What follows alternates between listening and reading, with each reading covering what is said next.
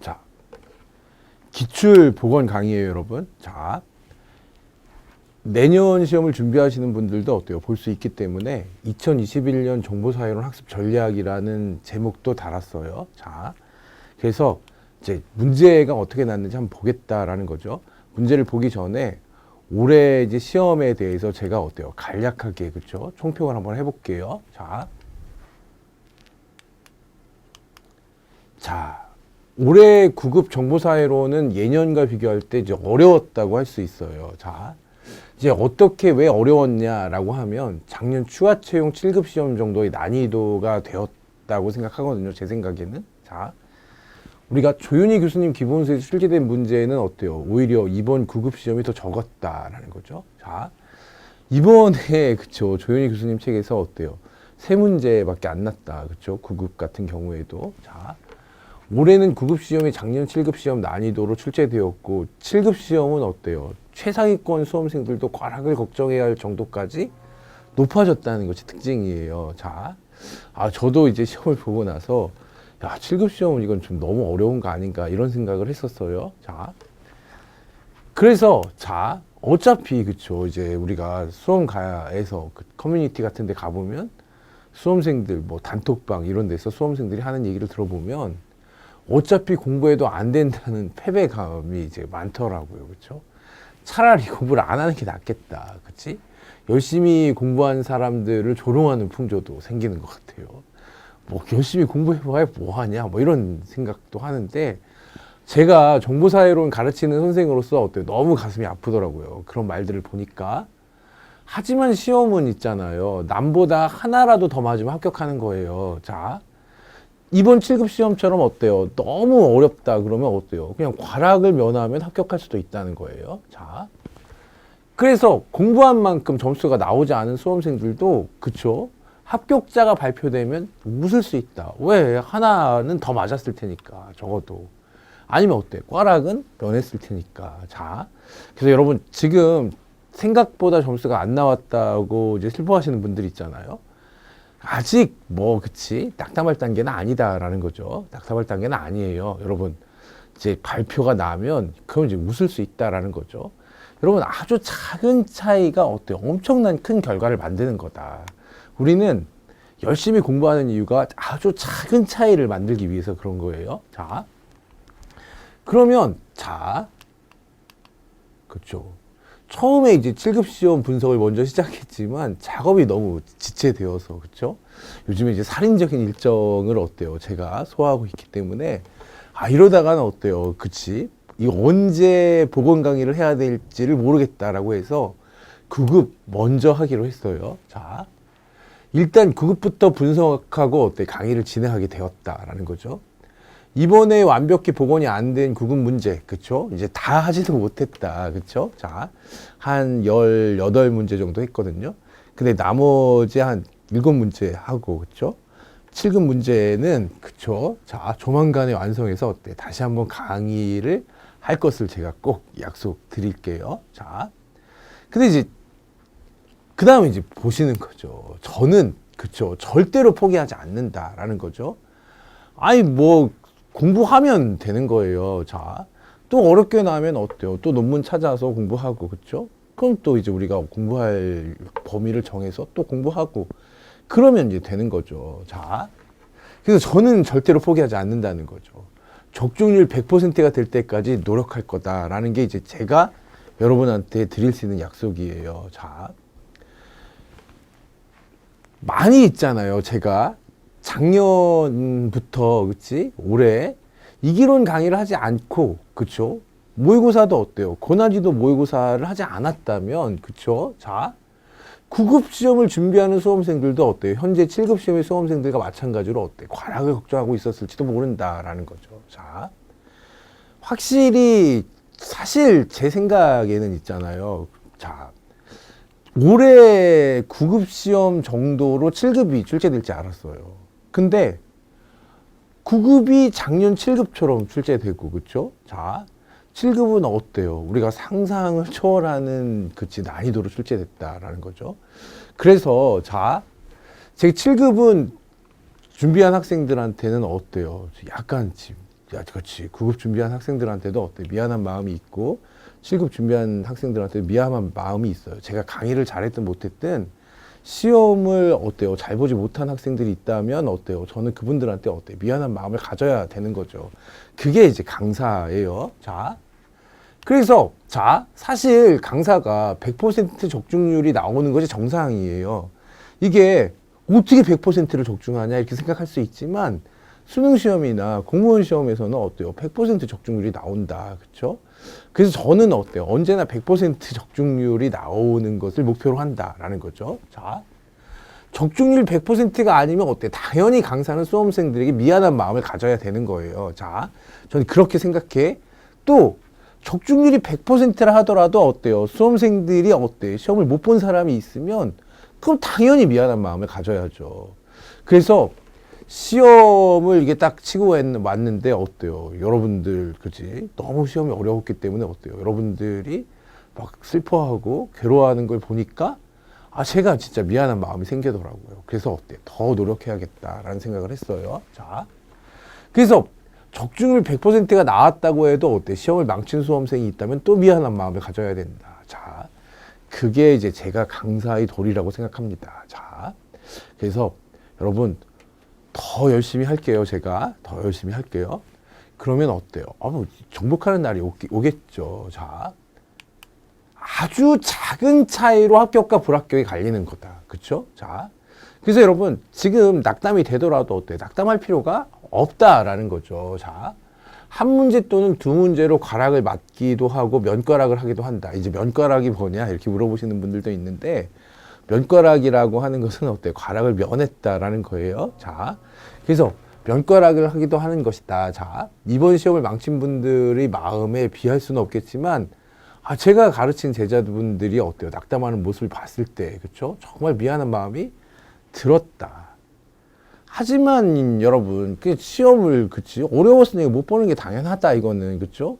그렇다고 불합격하는 건 아니에요. 자, 너무 낙담할 필요는 없다고 생각해요. 제 생각에는 하나라도 더 맞은 사람이 어때? 합격한다는 것은 변할 수 없기 때문에 여러분은 어때요? 다 합격할 수 있다라는 거죠. 여러분 지금은 어때요? 차분하게 그렇죠? 차분하게 기다리는 게 이제 뭐예요? 여러분이 할 일이다라는 거죠. 자. 제가 이제 그쵸 저도 그쵸 문제가 이제 너무 어려웠구나 그치 과연 제가 가르친 수험생들 그쵸 제 제자분들이 어때 시험을 잘 봤을까 저 걱정하고 있었는데 메일이 하나 왔어요. 자, 그분이 이렇게 메일을 보내주셨어요. 자, 일단 그쵸 자 정리를 다 해주셨어요. 그쵸? 지금까지 이제 복원에 제가 복원을 한다는 걸 아셨죠? 제가 맨날 이제 복원을 하니까 복원한다는 거를 아시고 복원하는데 이제 도움이 되도록, 그쵸? 자, 정리를 해주시고 마지막에, 그쵸? 저한테 이제 코멘트를 해주셨어요. 자, 그래서 정리해 보니 선생님의 인강을 열심히 들었으면 맞출 수 있었던 문제가 14개라고 하더라고요. 14개. 자, 공부한 지식을 연계해서 풀 수 있었던 문제는 4개. 야, 4개. 그래서 제 강의를 들어서 18개는 맞을 수 있었대요. 자, 그래서 72점은 나올 수 있었다라는 거죠. 자, 그러니까 공부할 그치, 필요가 없다라고 하는 사람들은 어때요? 그쵸? 제 강의도 듣지 않고, 그쵸? 대충, 그치, 보고 나서 이걸 뭐 어떻게 뭐 그치 우리가 적중한 사람이 있겠냐 그치 그렇게 그런 생각으로 하는 거야. 근데 실제로 제 강의를 듣고 어때요? 시험을 보신 분들은 그치 그분들 중에서도 어때요? 이렇게. 근데 여러분 점수가 굉장히 비슷하다라는 거죠. 자, 제가 물어봐도 9급 시험은 대략 한 잘 보신 분들은 어때요? 80점이죠. 자, 그 다음에 어때? 잘 못 보신 분들도, 근데 잘 못 보신 분들한테는 제가 이제 물어보지는 않았는데, 어쨌든 그냥 물어봤을 때, 한 80점, 76점, 72점, 요 정도가 이게 굉장히 많았어요. 자, 그래서 이게 18개를 이제 맞출 수 있었던 거죠. 자, 다만 그분이 그렇게 말씀하셨어요. 로보스의 문제처럼 로보스에 대한 직접적 설명보다 부차적인 설명으로 어때요? 문제를 내서 내용을 알아도 어때 생소해 보이는 문제들이 많아서 학생들의 체감 난이도가 더 높았던 것 같다. 사실 이제 그분이 어때요? 이렇게 문제에다 체크를 해주셨어요. 이건 이기론에 나왔던 거고 이렇게 맞출 수가 있었다. 이거는 기본서에 나오는 거고 맞출 수가 있었다라는 거고. 그래서 제가 한번 생각을 해봤어요. 이번에 자, 제 강의에서 어떤 내용들을 적중했을까 생각해 봤더니 로봇세, 그쵸? 로봇세죠. 자, 이제 구글세의 선지로 나왔던 거야, 이거는. 그래서 로봇세에 대해서 제가 자세하게, 그치, 설명을 했었고, 자, 공동창조형 집단지성 같은 경우에는 어때요? 이거는 제가 모의고사에서, 그치? 막판 모의고사에서 공동창조형 집단지성을 문제로 냈었죠. 자, 미키마우스법은 뭐 너무 당연한 거고, 맥도날드화도 어때요? 이것도, 그쵸?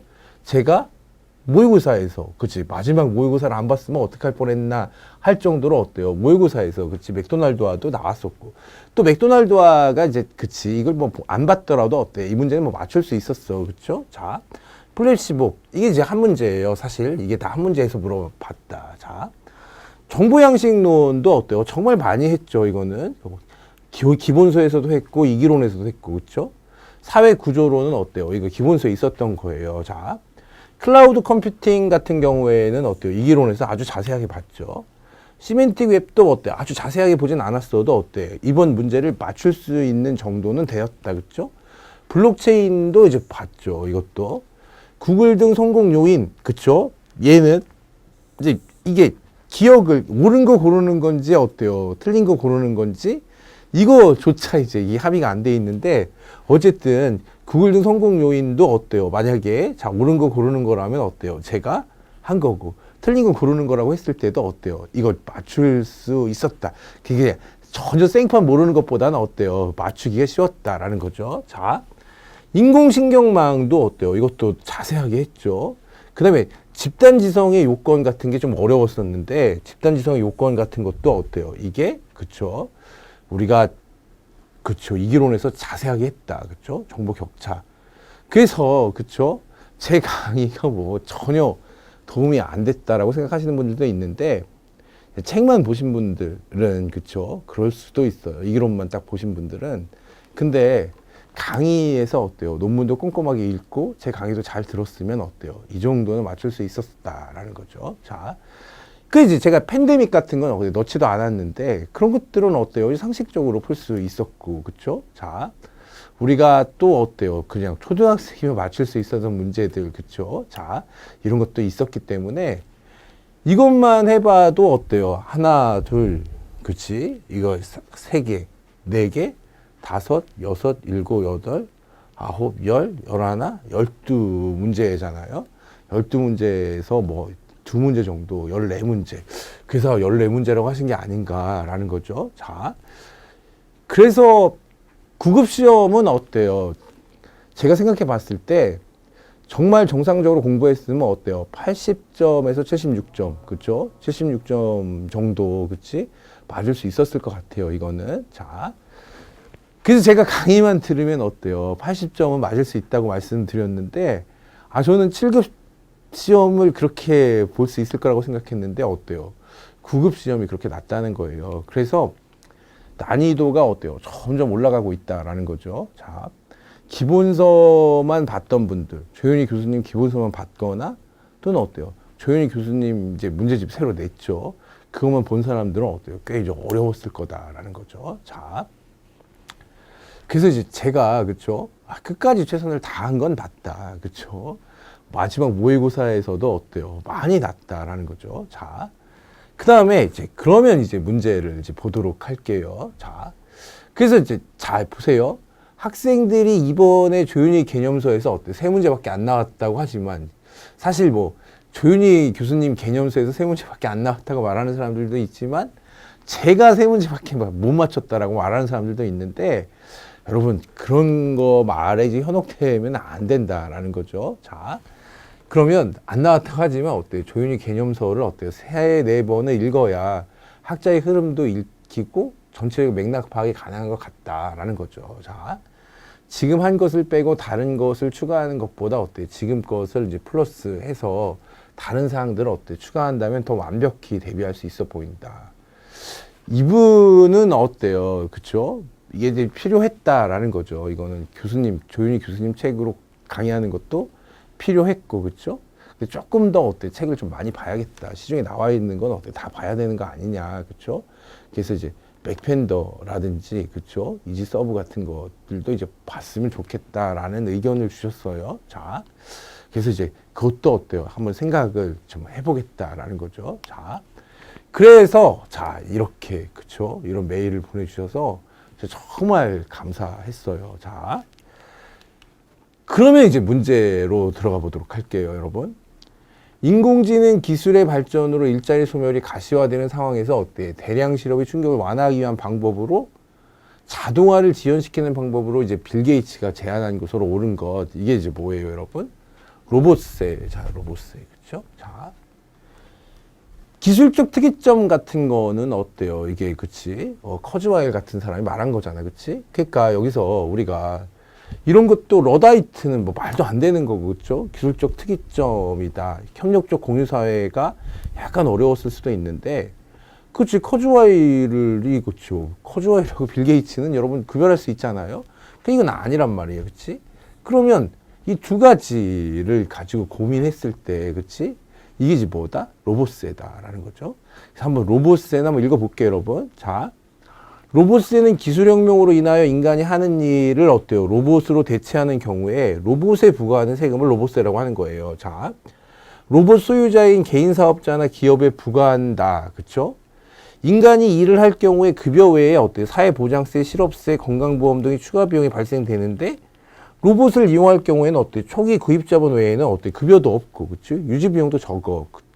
그래서 로봇세가 거론되는 이유는 대규모 노동자의 실직, 이게 중요한 거예요. 그치? 실직으로 인한 세수 감소 및 이에 따른 어떤 소비 침체로 경제 성장이 저해될 수 있기 때문이다. 자, 빌 게이츠는 어때? 그쵸? 미 과학 및 테크놀로지 전문 매체인 어때? 커츠와 인터뷰에서 로봇이 사람의 일자리를 빼앗아갈 것이라며 최소한 자동화의 확산을 지연시키기 위해서, 그쵸? 세금을 많이 물리면 어때요? 세금을 많이 물리면 기업들이 로봇을 이용해서 생산하기를 약간 꺼려 할 거 아니야. 그쵸? 그래서 자동화의 확산을 지연시키기 위해서 로봇을 활용하는 어때? 기업에 세금을 매기고 또 다른 형태의 고용 방식에 대해서 어때? 그쵸? 재정적으로 지원하는 것도 추진해야 한다고 주장했다라는 거죠.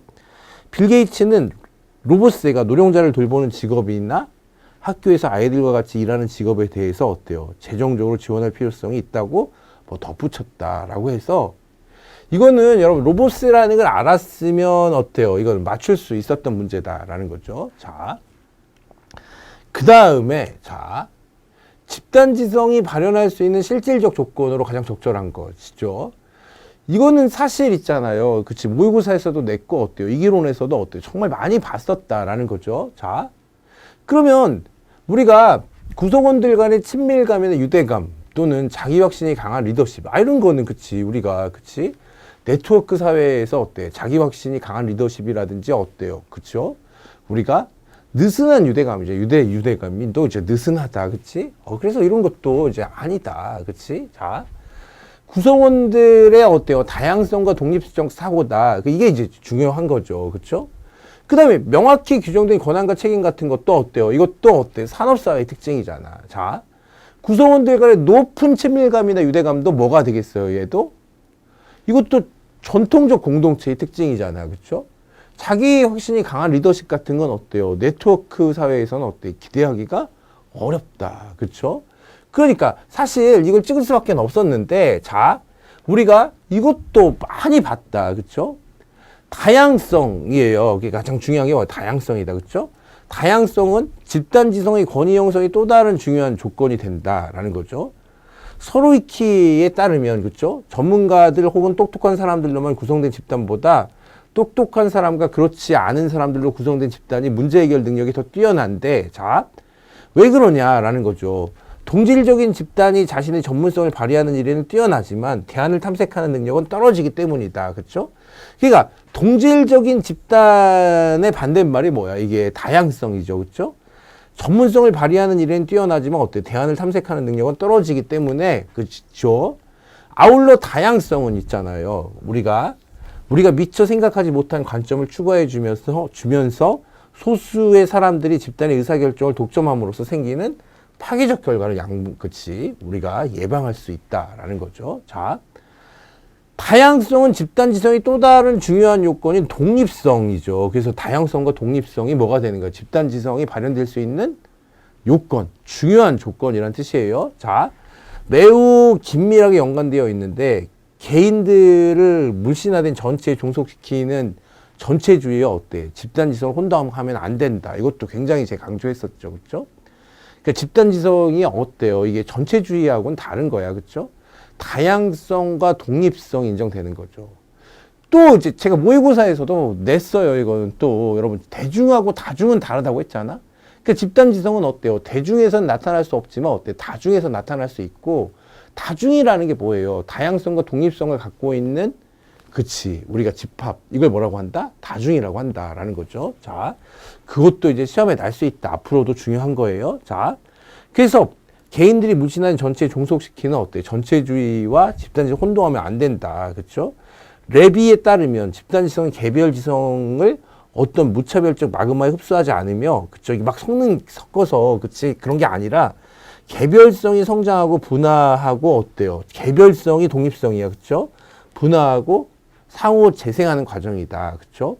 집단지성 속의 개별 행위자들은 어때? 다양한 공동체와 상호작용 속에서 고정된 위기에 속박되지 않고 계속 변화하는 독자적이고 다중적이고 유목민적인 개인이다라는 거죠. 이거는 제가 이기론에 있는 문장을 그대로 가져온 거예요. 자, 그래서 이것도 이제 맞출 수 있었죠. 이것도. 자, 그 다음에 3번. 자, 이거는 기본서에 그대로 있는 거죠. 그쵸? 그리고 여기에 대해서는 어때요? 질문도 많이 했기 때문에 제가 제 카페에서 답변도 여러 번 했어요. 자, 기술 자체는 중립적일 수 있지만 어때요? 기술의 이용 방식은 중립적일 수가 없다는 주장으로 누가 무엇을 위해서 어떤 방향으로 기술을 이용하느냐가 어때요? 중요하다고 보는 관점은 어때요? 사회 구조론이다라는 거죠.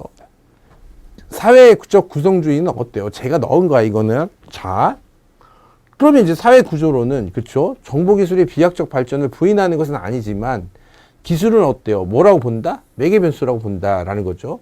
기술 자체는 중립적일 수 있지만 어때? 기술의 이용 방식은 중립적일 수 없다고 본다. 누가 무엇을 위해 어떤 방향으로 기술을 이용하느냐가 중요하다는 관점으로 중요한 것은 어때? 사회관계나 사회구조이므로 사회 구조 속에서 기술이 어떻게 개발, 이용되고 각종 사회 변동을 어떻게 매개하고 있는가에 초점을 맞추는 사회 구조 중심론이라고 할 수 있다라는 거죠. 그래서 사회 구조론이죠. 이거는. 자, 4번이에요, 여러분. 전자적인 커뮤니케이션 시스템에 의해서 매개된 사회관계로서, 그렇죠? 유동적이고 불안정하고 탈중심화되고 분산되며 다중화되고 그 중거점을 찾지 못한 채 방황하는 주체를 특징으로 한다라고 하면, 그렇죠? 자, 이건 이제 우리가 포스터의 어때? 정보 양식이잖아요, 그렇지? 정보 양식. 뭐 탈근대라든지 정보사회론이라든지 탈산업사회론 같은 거는 어때? 저런 걸 찍을 수는 없겠지, 그렇죠? 자. 그래서 다시 보세요. 정보 양식이다라고 하면 포스터가 자인하듯이 정보 양식이란 용어는 어때요? 마르크스의 생산 양식 개념을 흉내낸 것은 맞아. 그쵸? 자, 포스터는 두 개념 간의 차이를 명확히 하는데 그 차이란, 그쵸? 생산 양식이 어때요? 이것도 알아두세요, 여러분. 인간의 욕구를 충족시키는 대상물을 만들어내고 교환하는 방식이다. 그치? 그러니까 인간의 욕구를 충족시키고 대상물을 만들어내고 교환하는 방식이라고 하면 얘는 뭐야? 재화 서비스를 만들고 교환하는 방식이 생산 양식이에요. 자, 정보 양식은 상징적 기호들을 매개로 의미를 소통하고 주체를 구성하는 방식이에요. 이게. 근데 이제 우리가 전자적 커뮤니케이션 시스템에 있어 매개된 사회관계에서는 어때? 이 주체들이 어떻다는 거야? 방황한다. 그치? 또는 어때? 탈중심화되고 분산된다라는 거죠. 방식을 뭐라고 한다? 얘를 정보 양식이라고 하는 거죠. 자, 이러한 정의에는 어때? 생산 양식에 대한 비판적 관점이 전제되어 있는데, 즉 노동 패러다임에 기반한 생산 양식 개념은 새롭게 부상하는 지식과 정보, 그리고 정보 이용자의 의사소통 방식을 간과할 수 있다는 것이다. 그렇죠? 그래서 이제 정보 양식이라는 개념이 필요하다라고 한 사람이 누구야, 이게? 그렇죠? 포스터예요. 그래서 정보를 보존하고 전달하는 각 방법은 사회를 구성하는 관계들과 밀접하게 연관되기 때문에 그에 따르면, 그렇죠? 상징적 소통 구조의 변형 방식에 따라서 시대 구분이 가능하며, 게다가 그렇죠? 현대 문화에서 정보는 마치 숭배나 헌신의 대상일 정도로 비중이 커지고 있다라고 하는 거니까, 이건 이제 뭐가 되는 거예요? 정보 양식에 대한 설명이다라는 거죠. 이것도 뭐 맞출 수 있었어. 여러분 4번까지는 어때요? 다 맞출 수 있었다. 자, 그러면 이제 보세요. 자, 일반적으로 시장 점유율이 높다고 반드시 영업이익률이 높다고 할 수는 없는데, 하지만 마이크로소프트 윈도우즈 운영체제는 시장 점유율은 90%에 달하고 영업이익률은 85% 넘는다. 그렇죠? 이러한 사례와 가장 밀접한 정보의 특성으로 옳은 것. 우리나라도 있잖아요. 네이버의 영업이익률이 굉장히 높다. 이것도 47%인가 그렇다고 하더라고요. 자, 그러면 이게 이제 왜 그런 거냐라고 하면, 그쵸? 이거는 재생산 가능성을 말하는 재생산 가능성. 자, 비배제성은 뭐죠, 여러분? 배제할 수 없다는 거야. 이거는 무료로 제공할 수밖에 없다는 걸 비배제성이라고 하죠. 비경합성과 비배제성 나오면 뭐예요? 얘는, 그치? 공공재의 특성이다라는 거지. 그래서 뭐 이건 말이 안 되고 얘는, 그치? 경험재이기 때문에 그렇다? 그치. 이것도, 그치. 내계 선재를 만들기 어려우니까 그냥 갖다 넣은 거다, 이거는. 그쵸? 자. 그 매체 의존성은 어때요? 반드시 매개체가 필요하다는 거예요. 정보는. 그치? 근데 영업이익률하고 그치? 매개체가 반드시 필요한 거하고 뭔 상관이 있어? 자. 마이크로소프트는 있잖아요. 마이크로소프트사에서 나온 윈도우즈 같은 것들은 얘는, 그치? 개발하기는 굉장히 어려운데, 그 다음부터 만들기는 엄청나게 쉽다라는 거죠. 그래서 재생산 가능성으로, 그치? 일단 한 번 생산되면 두 번째 이후의 단위를 생산하기가 매우 용이하다, 그치? 복제 용이성도 비슷한 의미다라는 거죠. 자, 정보는 저비용, 저에너지로 복제가 가능해서, 그치? 영업이익률이 이렇게 높아진다는 거예요. 그쵸? 매출액 대비 이익의 비율로서 원가를 낮출 수 있기 때문에 그치? 영업이익률이 85%를 넘는 게 가능하다라는 거죠. 자, 그래서 이것도 이제 맞출 수 있었어요. 자, 그럼 이제 구글, 페이스북, 이베이 공통된 성공 요인으로 볼 수 없는 것이죠. 없는 것. 자, 이제 여기서 생각해 봤을 때 우리가 네트워크 효과는 확실히 맞는 거잖아. 이거는, 그치? 네트워크 효과다라는 거죠. 자, 그래서 여기서 우리가 성공 요인으로 볼 수 없는 것이라고 했을 때는 이 음의 피드백이죠. 없는 것이지. 음의 피드백이 이제 답이에요. 그래서 왜 음의 피드백이 답인가를 한번 생각해 볼게요, 여러분.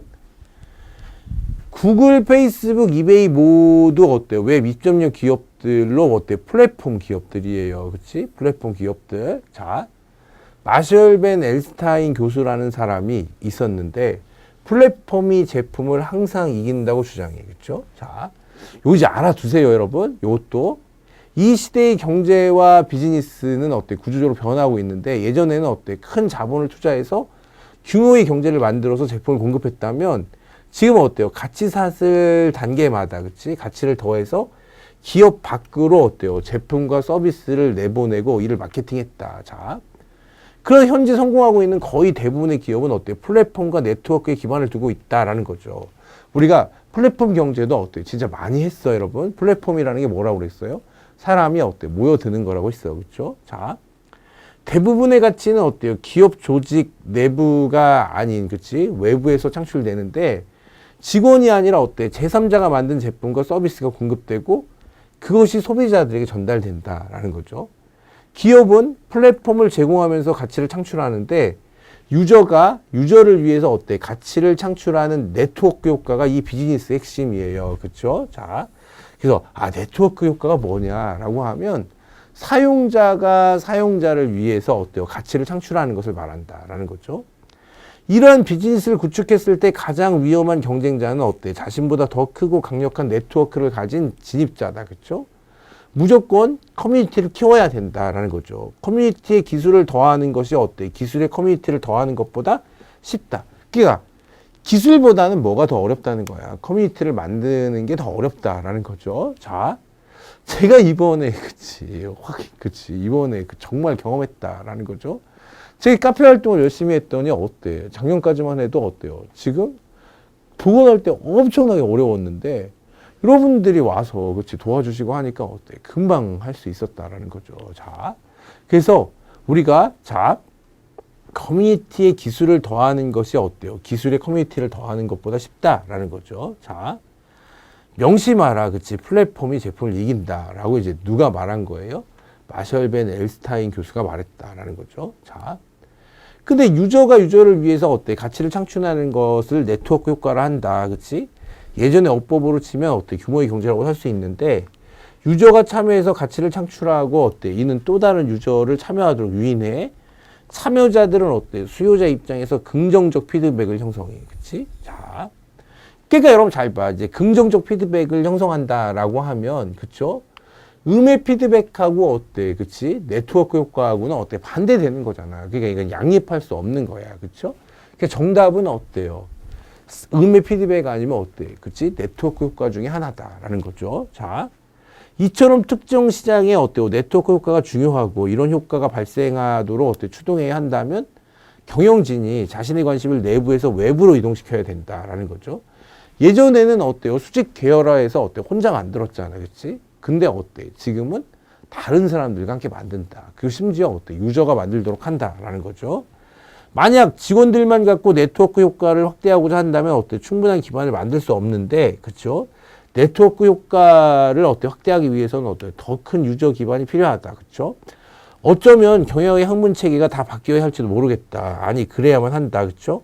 운영 관리, 마케팅, IT 전략, 경영 전략에 이르기까지 가치 창출과 관련된 모든 활동은 어때 대내적 경향을 갖고 있고 경영 대학에서도 이를 중심으로 교육하고 있다. 이래서는 안 된다라는 거예요.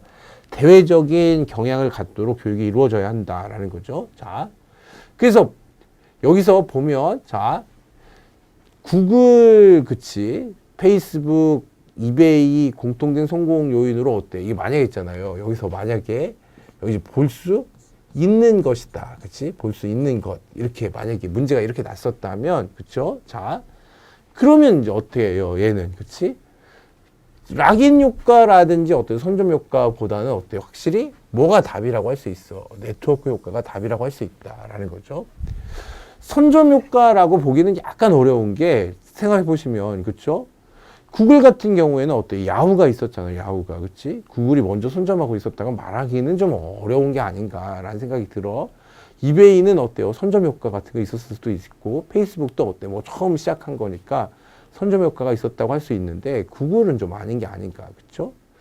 그 다음에 이제 우리가 자물쇠 효과다라고 하면, 자, 자물쇠 효과도 어때요? 이거 뭐 다 존재하는 거잖아, 이거는. 그치? 한 번 사용하면 어때? 계속 사용해야 되는 거니까 꼭 구글, 페이스북, 이베이처럼 어때? 플랫폼 기업이냐, 그치? 플랫폼 기업들만의 어때요? 공통된 성공 요인이라고 볼 수는 없는 게 아닌가. 그래서 가장, 그쵸? 딱 들어맞는 건 뭐예요? 네트워크 효과예요. 그쵸? 근데 볼 수 있는 것은 하면 어때요? 네트워크 효과를 찍어야 된다라는 거죠. 자.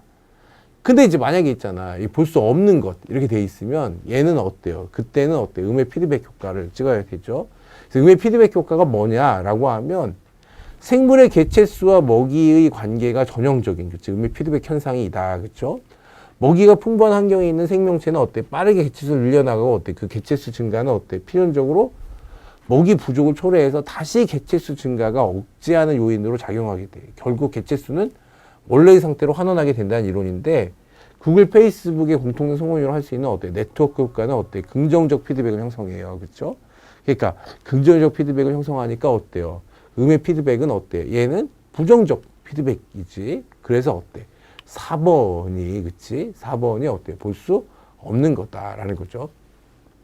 그래서 이제 이 문제는 어때요? 대부분의 분들이 어때요? 볼 수 없는 것을 고르라는 문제였다라고 주장하시는 분들도 있고, 또 일부 어떤 분들은 어때? 내가 진짜 확실한데 어때? 이거는 볼 수 있는 것이었다라고 주장하시는 분들도 있어서, 여기 중요한 거니까 네트워크 효과하고 어때 웹 피드백 효과는 어때 중요하기 때문에 이제 두 문제로 해서 이제 본 거야. 자, 그쵸. 이제 어떤 게 어떻게 될지는 모르지 이건 사실. 자, 그러면 근데 이제 많기는 볼 수 없는 걸 고르라고 기억하시는 분들이 더 많아요. 그쵸? 자, 그 다음 문제를 볼게요, 여러분. 전 세계적으로 특정 전염성 질병이 최악의 수준으로 유행하는 것으로 세계보건기구, 그치? 전염병 경보 단계 중 최고 위험 등급을 이루는 말로 옳은 것 하면, 그치? 팬데믹이네요, 팬데믹. 이거는 있잖아요. 그냥 뉴스 한 번만 봤어도 맞출 수 있다라는 거죠. 그래서 이런 문제도 나는 거예요. 그쵸? 인공신경망에 대한 설명으로 틀린 것. 이것도 이제 여러분, 이제 이것도 생각해보면, 이것도 이제 답이, 그치? 갈리는 문제다, 사실. 자. 그 논리 추론의 강점을 가지고 있어서 어때? 자연어 처리에 유용하다라고 돼 있죠. 그쵸? 논리 추론의 강점을 가지고 있어서 자연어 처리에 유용하다라고 했는데, 여러분, 논리 추론의 강점을 갖는 거는 뭐죠? 이게 인공신경망이 아니라 논리 추론의 강점을 갖는 건 규칙 기반 전문가 시스템이죠. 그렇죠? 자, 그래서 우리가 논리 추론의 강점을 가지는 어때? 인공지능은 규칙 기반 전문가 시스템이다. 그렇죠? 또한 자연어 처리가 가능해진 것은 어때? 논리 추론의 강점이 있기 때문이 아니라, 그렇지? 여기는 어때? 논리 추론의 강점을 가지고 있어서 자연어 처리 유용하다고 했는데 추론의 강점이 있기 때문이 아니라, 그치? 자, 자연언어에 대한 어때요? 오랜 연구는 어때요? 오래전부터 이어져 오고 있음에도 아직 컴퓨터가 자연 언어를 사람처럼 이해하지 못한다. 대신 언어에 대한 깊은 이해 없이, 그치? 피상적 확률 및 통계를 이용해서 대량의 정보를 처리하는 기술은 많이 발전한 상태다. 그치? 이것도 제가 많이 말했어. 중국어방 문제라고 해서, 자, 컴퓨터가 어떻게 되는 거예요? 이 언어를 이해한 게 아니라 어때? 이 말 다음에는 어떤 말이 온다. 그치? 이 말은 이렇게 번역될 가능성이 높다. 그치? 그러니까 번역 개수들을 보고 어때? 가장 많이 번역된 확률을 가지고 어때? 번역을 하는 거야. 그치? 그래서 우리가 대량의 정보를 처리하는 기술이 많이 발전한 상태예요. 그치? 대표적 예를 들자면 그걸로 대표되는 검색 엔진은 어때? 단어 간의 통계적 유사성이다. 단어의 의미를 이해하는 게 아니야, 컴퓨터가. 그렇죠? 단어의 의미를 이해하는 게 아니라 단어 간의 어때? 통계적 유사성의 바탕을 두고 문제를 검색한다. 문서를 검색한다는 거죠. 그래서 논리 추론의 강점을 가지고 있어서 자연어 처리에 유용한 게 아니라는 거예요. 그렇지? 뿐만 아니라 이런 것까지 생각 안 하더라도 논리 추론의 강점을 가지고 있는 건 뭐예요, 얘는. 그렇지? 우리가 이것은 그치 규칙 기반 전문가 시스템이다라는 거죠. 모호하거나 불완전한 데이터도 처리가 가능하지, 그치? 이게 무슨 말이냐 하면 여러분 규칙 기반 전문가 시스템에서는 어때요? 반드시 명제 형태로 되어야 되는 거잖아요, 그치? 그러니까 명제 형태로 되지 않더라도 모호하거나 불완전한 데이터도 어때? 처리가 가능하다, 그치? 그래서 정확한 해답보다 근사적 유의적 해답을 제시하는데 잘 보세요. 2번도 그러니까 모호하거나 불완전한 데이터가 무슨 뜻이냐 하면 잡음 또는 불완전 데이터에 대해서 어때? 에러 값으로부터 영향을 크게 받지 않는 쓸만한 결과를 보여준다. 이거 알아두세요, 이것도. 그 다음에 어때요? 정확한 해답보다 근사적, 유의적 해답을 제시한다는 것은 극단치, 극소치, 의미 없는 데이터들에 대하여 우리가 인공신경망이 스스로 어때? 가중치를 낮추어 영향을 안 받는 방향으로 의미 있는 해답을 제시한다는 말이야, 이게. 자. 그 다음에 이제 여기서 이런 거는 뭐 여러분들도 생각해 볼 수가 있었죠. 근데 아날로그 데이터를 처리할 수 있다라는 말이 이게 틀렸다라고 생각하시는 분들도 많았어요. 근데 자, 이미 있잖아요. 1976년에 개발된, 그치? 지금 ART1이다. 그치? 개량의 ART2에서 이미 아날로그형 입력도 처리하였다라는 거죠. 그치? 우리가 생각해 봤을 때 우리가 음성이라든지 이런 음성을 인식한다는 것도 어때요? 이것도 아날로그를 처리하는 거야. 그치? 아날로그를 처리하는 거죠. 그치? 처리하였을 뿐만 아니라 영상이나 음성 인식도 어때? 아날로그 데이터라고 말할 수 있다는 거죠. 자. 그러니까 이렇게 뭐 생각해 볼 수도 있지. 우리가, 그치? 음성 데이터가 들어가면 어때? 이걸 디지털화 해가지고 어때? 그걸 바꿔서 처리하는 게 아닌가라고 생각할 수 있는데 아날로그를 디지털화 할 때 어때? 약간 이제 손실이 있어서 이걸 어때? 그대로 아날로그로 어때? 하는 거. 그치? 아날로그 데이터를 처리하는 게 더 좋다라는 논문들도 많더라고요. 그래서 우리가 인공신경망이죠. 인공신경망. 인공신경망의 가장 발전된 형태가 딥러닝인데 딥러닝에서는 어때요? 우리가 이미 딥러닝까지 오지 않더라도 어때? 예전에 인공신경망에서도 어때요? 아날로그 데이터를 처리할 수가 있었다라는 거죠. 그래서 1번이 답이라고 하는 게 맞는 것 같아요. 얘는. 자, 그 다음에 정보에 대한 통제와 사회적 관리라는 관점에서 그치? 감시의 중요성을 강조하면 어때? 감시를 근대사회의 핵심적 제도로 보는 학자의 이름으로 옳은 것. 자, 여기서 이제 생각을 해봤어야 되는데 여러분 실러나 카스텔이 그치? 감시라는 말 하는 거 봤어요? 그쵸? 못 봤다. 그치? 바티모하고 기든스죠.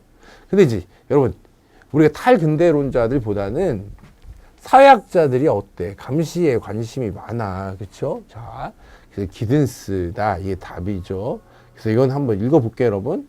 기든스와 같은 사회학자는 어때? 감시를 근대사의 핵심적 제도로 꼽는데 그는 정보에 대한 통제와 사회적 관리라는 관점에서 감시의 중요성을 강조한다. 자, 이것은 감시 행정적 기능에 우선 주목하는 것이라고 할 수 있는데 행정적 기능은 어때? 정치적 지배와 결코 구분되지 않는다. 요건데 국가는 행정적 기능을 위한 어때? 감시 제도를 언제나 어때? 정치적 지배의 도구로 활용한다라는 거죠. 여러분 이게 무슨 뜻이냐 하면 행정하고 정치는 다른 거다라는 거예요. 행정은 뭐냐 하면 일단 행정은 어때? 집행하는 거야 이거는. 그치? 우리가 어때요? 정치는 어때? 결정하는 거야. 이거는 결정하는 거. 자, 그 누가 결정하든 어때? 이걸 그대로 실행하는 걸 행정이라고 한다라는 거죠. 그래서 행정과 정치는 다른 건데 이런 행정적 기능들이 뭐예요? 지금 정치적 지배와 어때요? 이게 어떻게 된다는 거야. 그치? 정치적 지배의 도구로 사용된다는 거지. 자, 그래서 행정은 어때요? 얘가 이제 우리가, 그치? 행정이라는 건 어때요? 여러분들도 공무원이 되실 분들이죠. 그치? 공무원이 되실 분들인데, 자, 여러분들은 어때요? 그치? 어떤 정치로부터 어때? 어떻게 돼 있어야 돼? 중립적이어야 되잖아, 행정은. 근데 그 행정이라는 것도 어때요? 정치적 지배와 결코 구분되지 않는다. 결국 행정적 기능을 위한 어때? 감시 제도는 도를 언제나 어때? 정치적 지배의 도구로 활용한다라는 거죠. 이게 기든스도 이제 한번 봐두세요. 이것도. 자, 그 다음에 우리가 이런 문제도 났네요. 그렇죠? 학자와 저서 연결이 바르지 않은 것이다. 그치? 좀 어려웠어. 그치? 이건 뭐 처음 봤고, 그치? 자, 대변역이 뭐야? 뭐 이런 생각을 할 수 있죠. 근데 있잖아요. 여러분, 후기산업사의 도래다. 그치? 카스텔이 아니라 다니엘 벨이잖아. 이거는. 그치? 우리가 포스트라는 거는 뭐라고 그랬죠? 후기로 번역되기도 하고, 탈로 번역되기도 한다고 그랬잖아요. 그러니까, 탈근대론도 되고, 그치? 이게 포스트 모던이라고 했잖아. 탈근대론이. 그래서 어때? 후기 산업사의 도래나 어때? 탈산업사의 도래나 같은 말이야. 그쵸? 그래서 후기 산업사의 도래는 어때? 탈산업사의 도래를 다른 방식으로 번역한 것인데, 후기 산업사의 도래는 어때? 다니엘 벨의 책이다라는 거죠. 이거는 이제 많이 맞았어요, 여러분. 이거는 공부를 했으면, 그치? 탈산업사의 도래가 벨의 책이라는 걸 모르는 사람은 어때요? 정부사회론을 그치, 공부한 사람이 아니잖아, 그치? 야, 이거는 다른 건 모른다 하더라도 어때? 저건 맞출 수 있었다라는 거죠. 자, 다음 법 또는 어때? 개념들에 대한 설명으로 틀린 것은, 그치? 미키마우스 법은 어때요? 베른협약에서는 어때? 저작자 사후 50년으로 돼 있었는데, 이렇게 되면 어때? 미키마우스에 대한 저작권이 어때? 소멸할, 그치? 위기에 있을 때, 미키마우스 법을 미국 의회에서 제정해서 어때요? 저작자 사후 70년으로 연장했다라는 거죠. 맥도널드화라는 게 뭐냐 하면 효율성, 예측 가능성, 계산 가능성, 인간을 통제하는 무인 기술의 지배 등을 특징으로 하는 패스트푸드점의 원리가, 그치? 이게 노동, 교육, 의료, 여가, 정치를 막론하고 사회를 전 부분을 지배하는 과정을 말한다. 이걸 뭐라고 하는 거예요? 맥도널드화라고 하는 거야. 자, 플래시몹이라는 건 어때요? 특정 웹사이트의 접속자가 한 번에 몰리 폭증한 현상을 뜻하는 플래시, 크라우드. 워크와 의견을 일치하는 대중을 뜻하는 어때 스마트 모업의 합성어인데 이게 사람들이 어때 딱 모여서 어때 어떤 퍼포먼스를 하고 딱 사라진다. 이런 걸 뭐예요? 플래시몹이라고 하는 거죠. 자, 근데 여기서 보면 종래의 사무실 근무를 벗어나서 정보통신 기술을 이용해서 시간과 장소의 제약 없이 언제 어디서나 효율적으로 업무를 수행하는 근무 형태다. 그치? 이게 이르는 말은 뭐예요? 이게 스마트 워크예요. 그치? 모바일 워크가 아니라 스마트 워크다. 그치? 얘도 있잖아요, 여러분. 이것도 뭐 찍을 수 있었다. 이거 다 공부한 거잖아. 그치? 미키마우스 법은 당연히 뭐 이건 제낄 수 있었지. 이거는. 자, 옳은 거고. 맥도날드와도 어때? 이것도 옳다고 할 수 있잖아요. 그치? 플래시몹도 어때? 처음 많이 본 거니까, 모바일 워크가 뭐지? 뭐 이렇게 생각하면, 이건 스마트 워크였지. 라고 생각해서 문제를 맞출 수가 있었어. 자. 그 다음에 13번이에요, 여러분. 구입한 소프트웨어와 어때? 콘텐츠는 어때? 기본적으로 그들이 기기에 영구히 저장해서 소유하는 것이 아니라, 그치? 예전에는 어떻게 하는 거야, 그치? 이걸 사면 어때? 영구히 저장해서 소유하는 것이 아니라 필요에 따라 제한적으로 스트리밍해서 어때? 임대할 수 있을 뿐이어서, 그쵸? 인터넷 이용자들을 어때? 정보 공유자가 아닌 단순한 정보 수취자의 위치에 놓이게 만드는 시스템은 클라우드 컴퓨팅이죠. 그치? 클라우드 컴퓨팅. 자.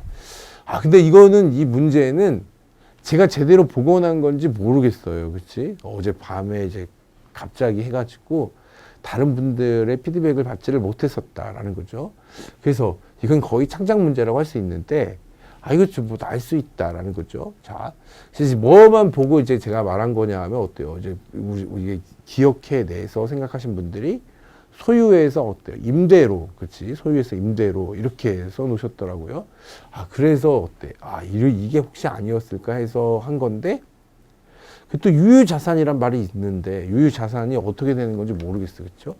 이 강의를 보시는 분들 중에서 제가 카페에다가 그렇죠? 올려놓고 있으니까 와서 어때요? 코멘트를 해주시면 좋겠다.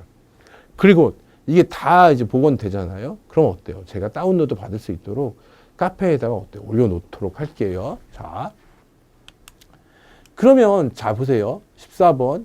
출판자 또는 저작권자가 그들이 배포한 디지털 자료나 하드웨어를 사용을 제어하고 이를 의도한 용도로만 사용하도록 제한하는 데 사용되는 모든 기술을 지칭하는 것이 뭐다? DRM이다라는 거죠. DRM. 자, 이것도 어때요? 이것도 많이 맞았어. 이것도 많이 들어봤죠. 자, 데이터 암호화를 인질로 삼아서 그치? 몸값을 요구하는 악성 코드다라고 하면 이게 겐드크랩이래요. 자, 그러니까 이런 거는 뭐 어렵지, 그치? 이런 어려운데 이거는 이제 많이 틀렸다, 그치? 이런 거는 어때요? 맞추기가 어려웠을 거다라는 거죠. 자, 그럼 이제 시멘틱 웹에 대한 설명으로 옳은 것. 자, 시멘틱 웹이라고 하는 것은 있잖아요. 자, 얘는 어때요? 웹상에서 사람이 아닌 프로그램 또는 컴퓨터 간의 정보 교환이 가능하게 하는 거예요. 그치? 그러니까 우리가 예를 들면, 그치? 추천 시스템 같은 거는 뭐예요? 이것도 시멘틱 웹이라고 할 수 있다라는 거, 그치? 자. 그래서 웹상에서 어때? 사람이 아닌 컴퓨터 프로그램, 그치? 프로그램 또는 컴퓨터 간의 정보 교환이 이루어지는 거야. 그치? 우리가 직접 검색을 해야 할 필요가 없다는 거야. 그치? 직접 검색을 할 필요가 없다라는 게 어때요? 이게 시멘틱 웹이에요. 자. 그런데 이제 여기 시멘틱이라는 말은 어때요? 이 언어에서도 쓰이는 거죠. 의미론적이라는 뜻도 되는 거니까. 그쵸? 자. 그래서 여러분 잘 봐. 컴퓨터 간의 정보 교환이 가능케 하는 거지. 컴퓨터와 인간 언어 사이 상호작용하는 기술은 아니잖아. 이거는. 그치? 이거는. 자. 그래서 자연어라는 게 뭐죠, 이게? 인간의 말이잖아. 그치? 자연어 분석, 자연어 이해, 자연어 생성 등의 기술들로 사용된다라는 것도 시멘틱 웹과는 어때? 이제 반대되는 거라고 할 수 있어. 그쵸? 사실 이것도 어때요? 그치? 제가 이제 선지를 만든 건데, 이제 이것도, 여기도 어때요? 선지를 기억하시는 분들이 별로 없더라고요. 그치? 3번 정도 이제 기억하셨다. 그쵸? 데이터의 소유자나 독점자 없이 누구나 손쉽게 데이터를 생산하고 인터넷 공유할 수 있게 되는 건 어때? 얘는 웹 2.0이잖아요. 그쵸? 자, 여러분 자연어라고 하는 것은 어때? 인간의 언어 같은 걸 말하는 거야. 그치? 그러니까 우리가 시멘틱 웹이라고 하면 인간의 개입 없이, 그치? 컴퓨터와 컴퓨터 사이에 어때 의사소통이 가능한 걸 시멘틱 웹이라고 하는 거예요. 자, 근데 이제 어때 자연어라고 하는 것은 어때 인간과 컴퓨터 사이의 문제니까 이건 어때 시멘틱 웹과 어째 관련이 그치 적게 되는 거죠. 자, 그래서 컴퓨터와 인간 언어 사이에 상호작용하는 기술이다. 그럼 어때? 얘는 자연어 처리에 대한 설명이지. 그래서 이제 이게 틀린 게 되는 거고. 자연어 처리에는 어때? 그치? 연어 분석, 그치? 자연어 이해, 그쵸? 그 다음에 어때? 자연어 생성 등의, 그치? 기술이 사용된다라는 거죠. 자, 자연어 분석이, 자연어, 자자가 이제 빠졌네, 어제. 자. 그래서 자연어 분석은 어때요? 그 정도에 따라 형태소 분석, 그치? 구문 분석, 하나로서의 문장의 의미에 기저해서, 자, 그 문장을 해석하는 어때? 시멘틱 분석과, 그치? 여기서 이제 시멘틱이라는 말이 나오니까, 그치? 그래서 어때요? 저 시멘틱하고 이 시멘틱은 뭐 사실 같은 말인데, 얘는 이제 어때요? 컴퓨터가 의미를 이해한다는 말이고, 얘는 어때요? 컴퓨터가 사람의, 그치? 사람의 의미를 이해한다는 말이니까, 좀 다르다고 할 수 있잖아요. 그렇죠? 시멘틱 분석과 문장이 실제로 무슨 의미를 내포하는지 결정하는 어떤 실용 분석 등으로 크게 나눠 구분할 수 있다. 뭐 이렇게 돼 있어. 그렇지? 웹상에서 데이터의 의미를 컴퓨터가 이해하고 그렇지? 처리할 수 있게 하는 것으로 자, 웹이 사용자들이 직접 인지하고 처리하는 정보만을 제공하는 것이 아니라 기계가 어때? 추론하고 정제해서 사용자가 이용할 수 있는 연마된 그치? 정보를 제공하는 것을 목표로 한다. 라는 게 이제 뭐예요? 이게 그치 시멘틱 웹이었어요. 이건 누구나 데이터를 생산하고 누구나 데이터를 생산하고 어때 인터넷에 공유할 수 있도록 하는 건 왜 시점령이니까 틀렸고 그치 이게 답이다라는 거죠. 여러분 자연어 처리에도 시멘틱이란 말이 나오고 여기도 시멘틱이란 말이 나오니까 어때? 이거는 교수님 문제를 만들 때 그치 우리가 시멘틱 웹은 어때? 자연어 처리하고 어때? 이렇게 섞여서 나올 가능성이 크다라는 거죠. 자. 그러면 17번이죠.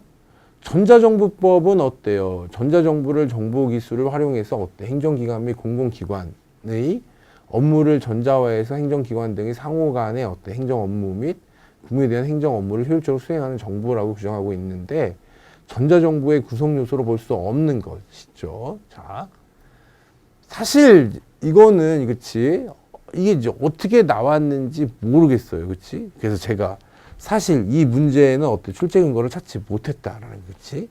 가장 많은 분들이 정답을 고른 것을 어떻게 잠정적으로 정답으로 하는데 능률 깨끗한 지식 같은 경우에는 어때요? 이게 이제 블로그에는 있더라고. 그치? 그래서 그 블로그가 이제 맞는 건지, 그치? 그건 잘 모르겠는데 아무래도 맞는 것 같아요. 그치? 교수님 강의한 것을 어때? 그치? 요약해 놓은 거니까. 맞는 것 같은데 제가 생각할 때는 있잖아요. 전자정부법에서 그치? 정보기술을 활용한다라는 거죠. 정보기술을 활용해서 그치? 행정기관이나 공공기관 등이 업무를 전자화하는 것 그치? 이게 이제 하나의 특징이고 그치? 상호간의 행정 업무에 대해서 어때? 효율적으로 수행하는 것을 정부라고 하는데 여기서 어때요? 이게 우리가 그치? 투명하게 정보를 공개한다라는 건 전자정부법에서도 있어. 그치? 문서 전자화도 어때요? 이게, 그치? 업무를 전자화한다는 것이 여기 들어있잖아요. 그치? 지식이나 정보 공유, 그치? 이거하고 어때요? 적시에 소비자들에게 정보를 제공한다가 약간, 그치? 있는데 두 가지는 어때요? 반드시 알아야 된다라는 거지. 이거는 어때요? 전자정부법에 나와 있는 거니까 이걸 알아야 된다. 자, 그래서 요거는 어때요? 제가 공부를 좀 더 해보도록 할게요. 그래서 이거는 그치. 어떻게 해서 이게 출제된 건지는 어때요? 아직은 못 찾았다라는 거죠. 자. 이거는 제가 모의고사에 냈었잖아요. 그쵸? 공동창조형 집단지성에 포함시킬 수 있는 것으로 옳은 것. 자. 집단지성은 어때요? 이제 알아두세요. 얘가. 공유형, 기여형, 공동창조형이 있죠. 자. 공유형은 특정 주제에 대한 자료나 정보를 공유해서 어때요? 누구나 열람 활용할 수 있게 하는 게시판 같은 것이며 기여형은 어때요? 그치? 상호 질문을 주고받는 어떤 형식을 통해서 특정 문제에 대한 해결책을 찾는 지식인 같은 거, 그치? 지식인 같은 거는 어디에 들어가는 거야? 이거는 기여형에 들어가는 거죠. 기여형. 자. 그래서 공동창조형은 어때요? 그치? 위키피디아처럼 많은 사람이 참여해서 지속적으로 중립적이고 체계적인 지식을 축적하는 과정이다. 라고 했죠. 그래서 우리가 어때? 위키피디아다라는 거지. 지식인은 뭐예요? 얘는 그치? 지식인 같은 경우에는 기여형이 되는 거고 아고라는 뭐가 될까요? 저희는 공유형이 되는 거예요. 전 게시판이니까. 자, 그래서 어때요? 18번은 1번이죠. 근데 뭐 이거는 사실 제가 못 찾았어도 그렇죠? 위키피디아를 뭐 찍을 수 있었는데 다음번에 시험에 날 때는 어때요? 공동창조형이 아니라 어때요? 기여형 같은 게 나오면 그때 이제 뭘 찍으면 안 된다는 거예요. 위키피디아를 찍으면 안 되고 그때는 지식인을 찍어야 된다는 거죠. 그래서 여기서 이제 알아둔다라는 거죠. 중앙기관 없이 그치 온라인 네트워크를 이용해서 참가자가 그치 공동으로 거래 정보를 기록 관리하고 주기적 갱신을 통해서 어때 이중 지불을 방지할 수 있는 기술로 옳은 것 하면 블록체인이지 그치 벌써 몇 년째 계속 나는지 몰라요 그쵸 그래서 이 정도는 어때 우리가 맞출 수 있었다라는 거죠 그래서 이제 18문제죠 중간에 어때요 우리가 그치 구글이나 이베이나 페이스북에 어때? 그렇지. 공통된 성공 요인은 어때? 2문제였으니까 거기 이제 18문제까지 한 거야, 지금. 그래서 7문제는 어때요? 제가 요즘에 좀 그쪽 할 일도 되게 많고 그래서 어때? 완벽하게 복원을 못 했는데 못한 부분들은 어때요? 제가 곧 완성해서 그렇지? 제가 카페에 올리고 또 어때요? 7급도 어때? 곧 완성해서 그렇죠? 카페에 올리고 7급 같은 경우에는 어때요? 그치? 제가 조금 더 공부를 해서, 그쵸? 어떻게 대비를 해야 될까? 그렇게 시험에 났을 때는 그런 것도 어때요? 한번 이제 생각해 보는 시간을 갖도록 하도록 할게요. 오늘 여러분 수고하셨습니다. 그쵸? 자. 근데 여러분 보세요. 자. 이 정도는 풀 수 있었죠. 그치? 이거 이제 제가 이제 여기서 안 한 것 중에 뭐예요? 아주 쉬운 문제들도 되게 많다라는 거죠. 자. 그래서 이 정도는 어때요? 풀 수 있었고, 그쵸? 이게 이제 여러분, 이게 공부를 뭘 해야 될지 모르는 정도는 아니잖아, 그치? 이것들은 어때요? 공부를 하면 충분히 다 맞출 수 있는 문제들이었어요. 자, 그래서 여러분, 이게, 그쵸? 7급 얘기하는 건데, 7급도 어때요? 곧 이렇게 된다라는 거죠. 곧. 그래서 이런 것 같아요. 생각을 해보면, 작년 7급이 어때? 올해 9급이 된다. 제가 항상 말했잖아. 그쵸? 꼭 이렇게 질문하시는 분들이 되게 많았어요. 선생님, 제가 이기론 같은 거 봐야 될까요? 9급 준비하는데 이기론 봐야 될까요? 그렇지. 그때 제가 그래서 어때? 작년에 7급은 어때요? 올해 9급으로 날 가능성이 높기 때문에 어때요? 꼭 보는 게 좋겠다라고 말했잖아. 그쵸? 그러니까 여러분 이제 내년에 이제 또 어떻게, 그치? 내년 9급 시험이 또 어떻게 날지는 모른다라는 거죠. 근데 이제 올해 7급 시험을 어때? 이걸 극복해야, 그쵸? 이제, 그래야 어때? 7급을 준비하시는 분들, 그쵸? 내년 9급을 준비하시는 분들, 그쵸? 내년 7급도 마찬가지고, 이제 그 분들도 어때요? 어떻게 해결책을 찾아야 되잖아요? 저는 어때요? 절대로 포기하지 않는다라는 거죠. 저는. 그래서 해결책을 찾았지, 이제. 그치. 이 정도 나는구나라는 걸 찾았죠. 그래서 이번에도 어떤 해결책을 찾을 것이다. 저는. 자, 그래서 1년 동안, 그쵸. 저와 이제 함께 공부해 주시고 또 어때요? 공부도 이제 열심히 해 주셔서 시험 본 다음에 어때요? 또, 그치. 복원도 해 주시고 스스로 자발적으로. 이게 어때요? 네트워크의 힘인 것 같다라는 거죠. 그래서 여러분도, 그리고 제가 한 가지만 더 말씀드리면 있잖아요. 작년에 수험생들은 어때요? 저랑 이제 같이 공부한 똑같은 사람한테 배운 거잖아? 똑같은 사람한테 배웠어도 어때요? 스스로 막 복원을 할 정도의 어때요? 능력은 안 됐다. 작년에는 어때요? 이거보다 쉬웠는데도 불구하고, 그쵸? 근데 올해는 이제 그렇게 바뀌었잖아, 사람들이, 그치? 그러니까 어때요? 정보직을 준비하는 수험생들이 어때? 그치? 오래 했다고 실력이 늘어나는 게 아니라, 그쵸? 누구랑 함께 공부하느냐, 그치? 어떤 플랫폼을 가지고 공부하느냐, 그치? 어떤 책을 가지고 공부하느냐, 이게 굉장히 중요하다는 거예요. 자, 그래서 정말 오랜 시간 수고하셨습니다. 감사합니다.